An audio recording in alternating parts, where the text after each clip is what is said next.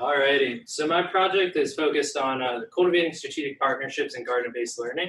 This project was facilitated between myself and the farm at South Mountain, and it was kind of a continuation of my past work as a sustainability and environmental fellow for the site. So the farm at South Mountain has created this new organization called Gather and Grow to kind of do educational outreach and facilitate community development surrounding South Mountain Village and also the Phoenix metropolitan area. So what you'll see on the top right here is actually one of the project sites I worked at, which is Martin Luther King Early Childhood Center, and that's going to be located in South Mountain Village.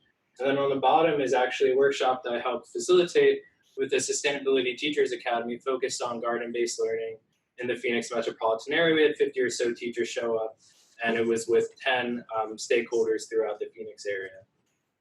So the problem description that the Farm of South Mountain really wanted to focus on was surrounding food deserts and how the Farm of South Mountain is this highly successful agritourism-centered organization that has 1,000 or so participants come to their facility each year, and that they realize that there's an adjacent food desert and that they have a role in sort of providing an environmental educational opportunity. So with that, the Farm of South Mountain has partnered with this site to kind of help them with their 16 garden bed plot, and they've kind of tried to tackle the problem of food insecurity and food deserts by providing an educational mechanism for people in that area in terms of urban agriculture. So within another interesting kind of constraint to consider is that when you're developing an urban garden in a low-income community, you can resort in something where it has much more work than what's required of the community initially, and they can become overpaid and underworked. And that the typical lifespan of school and community gardens is approximately 2 to 3 years. And this is due to the barriers for teachers and principals in terms of time constraints, strict testing performance standards, lack of teacher interest, and lack of gardening experience or knowledge.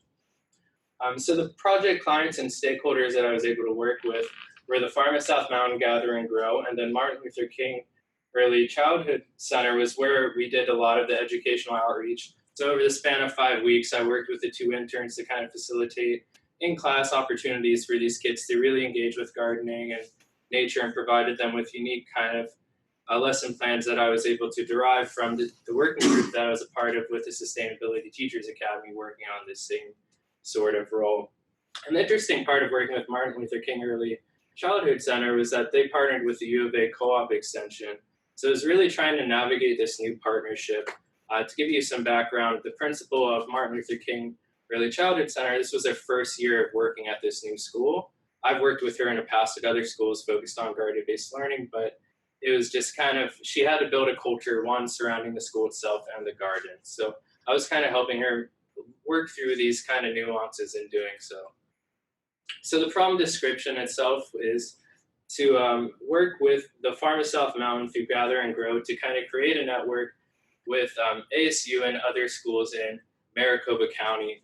So to do that, we facilitated a workshop on garden-based learning in the Valley, and we were able to connect with, I'd say, 20 or so schools and 50 teachers from those schools.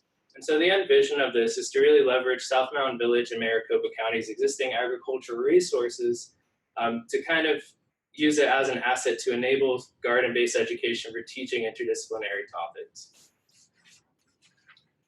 And so the intervention points that we looked at, so the results of this project were derived from the garden integration score that was measured through the green tool, which was able to assess gardens based on, 1, the support that they had in terms of partnerships, 2, the physical garden layout, 3, the student experiences that they were able to cater, and then 4, the entire school community surrounding with that.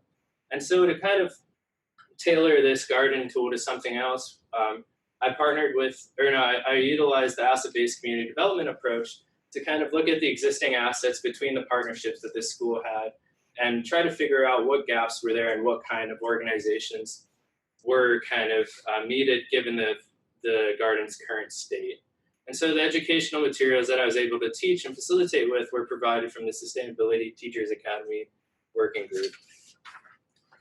And so additionally in those methods, I hosted a 2-day workshop. One of them was actually in here, and what was interesting was we actually had a whole bunch of ladybugs that were released to kind of show the teachers what it's like to be a student from that perspective and see a ladybug come out of a frozen casing and to see it come to life. And by the end of it, we had 5 or so ladybugs just flying around here. And then the other approach I took was to take tours of schools and educational resources throughout Arizona. So we're able to go to Tucson, to the Tucson Village Farm, and also to Monzo Elementary School, which is kind of the creme de la creme of school gardens in terms of their integration status. They'd be considered what you would call a well-integrated garden in terms of the green tool. So the results that I was able to get was that we were able to secure partnerships with the Farm of South Mountain, the Sustainability Teachers Academy, and the U of A Agricultural Extension. And also we're trying to phase in the Blue Watermelon Project in additional years. So there was 50 or so participants that were able to attend the workshop, and there was teachers from throughout the valley, and we're also able to have organizations such as Dig It, the Audubon Society. We had Blue Watermelon Project show up, and we had also the Arizona Department of Education was able to be there on behalf of the Farm to School Network, which is kind of a new process that they're trying to align farmers both with schools and also the community, and trying to give them more access to healthy and affordable food options. So the recommendations that I had for this project was that ASU really needs to create a professional development and internship network similar to what I found in my research at U of A. So U of A was able to partner with 25 or so schools in Tucson Unified School District and had a really robust network of both professional development and internship training. What we currently have at the university is kind of a scattered internship program where some interns are working with the food corps, some are just working with the school itself, then some are working with the Teachers Academy. And I think it'd be much more robust if we're able to have some sort of forum where these guys could collectively collaborate and provide updates on what they're working on.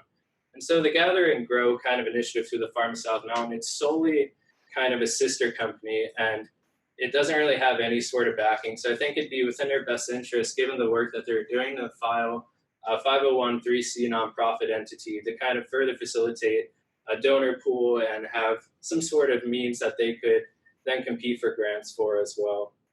And there's also a producer track that I learned about at the workshop I hosted for farmers who want to get involved in the farm to school movement and provide more educational resources. So I'm suggesting to Greg that he helps either join or facilitate them, either with Santa Barbara Catering Co. or the Farm of South Mountain itself.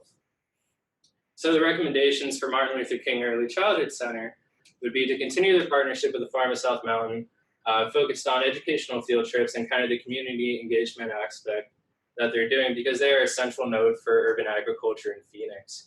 And to also work with the U of A Cooperative Extension on kind of a more educational and resource training developmental approach, because there was a significant gap between what the co-op extension manager was saying that they could have resources for the garden versus what were actually there. So we think kind of more of a professional training aspect on the U of A co-op extension would benefit, because of the Master Gardening program, they already have this stuff kind of cut and dry and simple for these people to learn. But at the end of the day, like, the biggest constraint that I found is that these teachers, they're very apprehensive to get into gardening because it's a new skill. But at the same time, a lot of these garden managers are put in a situation where they have to then identify the curriculum strands, figure out the alignment, which both of those, they can work kind of more collaboratively than having some sort of split direction. So I'm also working to kind of connect the teachers that I found in working with the students that were definitely more interested or kind of had more needs to learn about garden-based education, to partner with the Sustainability Teachers Academy. That way it furthers kind of the educational resources and support that's available. And so that's pretty much all I have today. I'd say my call to action is I'm actually going to be volunteering tomorrow at Martin Luther King Early Childhood Center in 100-degree heat. So if anybody wants to build some garden boxes, I'll be there on Saturday and Friday as well. And that's going to be at 7 to 11. That's all I have for today.